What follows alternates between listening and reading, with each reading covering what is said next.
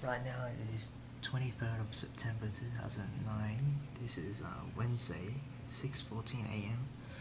I'm smelling a lot of weird things. There's something in my room that smells really, really weird. And for the first time ever, when I look out the window, look at this. The whole environment is actually red. I had never seen this before. And frankly, I am not feeling well about this, especially on